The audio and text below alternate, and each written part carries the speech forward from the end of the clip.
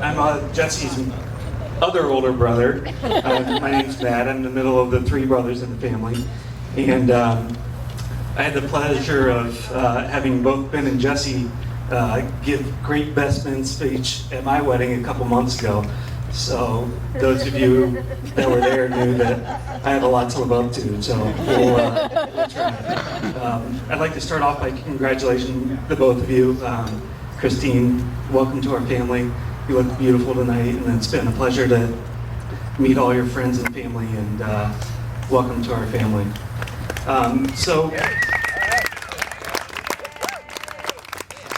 So growing up, Jesse has really been a great younger brother. He has been everything that I could ask for in a younger brother. I've seen the good and the bad sides of him. We've been on a lot of family vacations together. We've had some great trips to England, to Spain. We've had a few fisticuffs together, pretty good fights at the church, and it happens. I knew I could never fight Ben. He would always beat the crap out of me, so Jesse had a chance, and that was the way to go.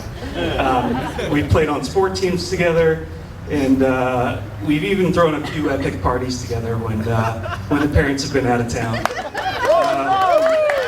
Sorry, Dad, but in case you're ever looking for a beer pong table, the tables from the church are just a perfect size. So just keep that in mind.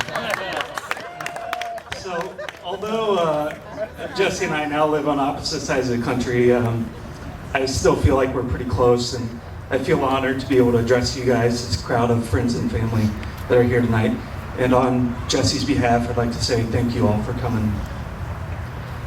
But since this is his big night, I'm going to keep this pretty politically correct. I'm not going to tell any embarrassing stories or anything like that, because this is Jesse's big night. I don't want to embarrass him, and nobody came here to hear that. Did you guys? Yeah. No? Nobody? All right, I guess since you insist.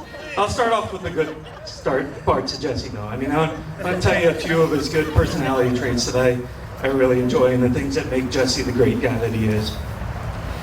Jesse, like Ben said, is a very passionate guy.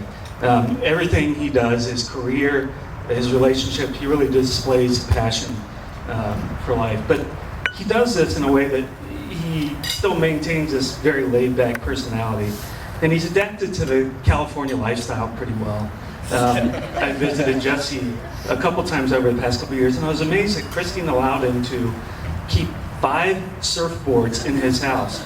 It occupies her closets, his closets, and their kitchen. I mean, it's pretty amazing that she will allow that to happen. So, hey, Christine! Jesse, like Ben said, is a great outdoorsman. He loves being out in the wilderness, being out fishing and hiking, and we've had some great trips together. Jesse also is spiritual, but not in the way that you may think of traditional spiritualism. As my dad was asking, one time we were home and Dad was asking Jesse, have you found a church out in San Diego to attend yet?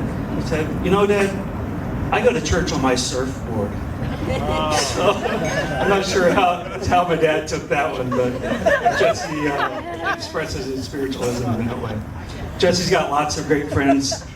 Some of them who are here tonight, Robbie and Kirk, I feel are the honorary members of the Fulton family.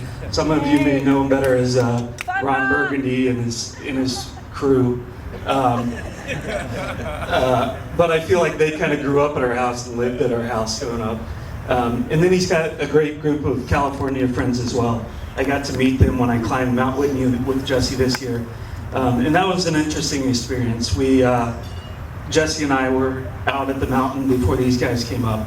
And when these guys all came up, we were introducing ourselves, and they said, hey, what do you do? And I said, I'm a urologist. And so the rest of us go around and, kind of introduce ourselves. So no more than 2 or 3 minutes after introducing these guys, we're sitting down at the campfire. And one of the guys says, so you're a dick doc, eh? It's always nice when 18 years of training are summarized so eloquently. But we're sitting there, and he says, So in your opinion, is it better to be circumcised or uncircumcised? Well, you know, buddy, I don't know. I've only experienced it one way. I don't have really much of a basis for comparison. But it turns out that Jesse and his friends have had this ongoing debate for about the past 5 years since they've known each other. And every time I'm with them, they bring up this debate again. Is it better to be circumcised or uncircumcised? Well, I mean, even for a urologist, and I see a lot of pretty weird stuff, this kind of weirded me out. So the night went on, and we continued to have a few more barley pops by the campfire. And these guys continued to tell me about their history of infections they acquired at college. At one point in the night, I thought a guy was going to take me into a tent and ask for a prostate exam, or ask him to check if I was an average size. I cut it off at that point, but Jesse, I don't know where these guys came from. They're a little off kilter, so just watch out for these guys. But back to Jesse. As you know, he's a great, fun-loving guy. And like Ben talked about, the lighting the farts story is a true story. I'm sorry and that you guys didn't maybe, get it. Christine, do we have permission to display that? No, I won't. But it's usually reserved for special occasions like Christmas morning, and if you ever get the chance to visit a Fulton family on Christmas morning, you won't be disappointed. I'll sum it up with, you know, Jesse really does have a great sense of humor, and that's one of the parts I enjoy most about him. So I'll leave you with kind of a pertinent joke. 3 surgeons are sitting in a coffee break, talking about their day's work. And the first surgeon says, you know, I really enjoy operating on accountants. You open them up, and everything is really everything's numbered.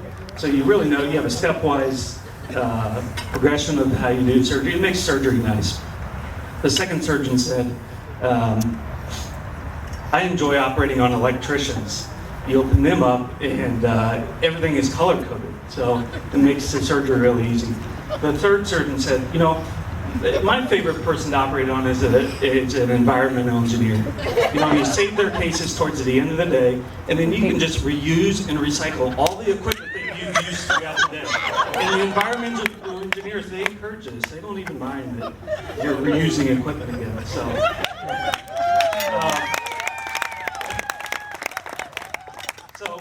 please join me in proposing a toast to Jesse Christian. To Jesse, my younger, better looking, smarter, and life of the party brother. I'm honored to be your best man, and I insist that you treat Christine with the love, passion, and energy that you display in the way you've lived your life to this point.